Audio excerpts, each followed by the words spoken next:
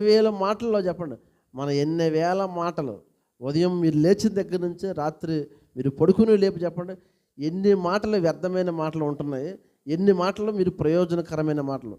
ఏమంటే మన కుటుంబానికి ప్రయోజనకరమే, లేకపోతే దేవునికి సువార్తకు ప్రయోజనకరమే ఉన్నాయో లేవో మనం చూసుకోవాలి, పరీక్షించుకోవాలి.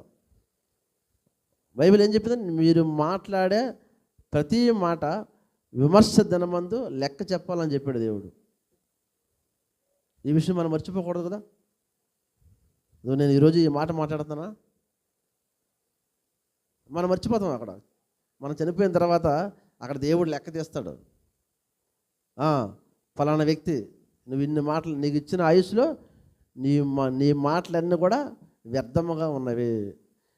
ఖాతా చూస్తే నువ్వు తక్కువగా తూయబడ్డావు, దేవుని త్రాసులో నువ్వు తక్కువగా తూయబడ్డావు, కాబట్టి నీకు దేవుని రాజ్యంలో చోటు లేదంటాడు ఆయన.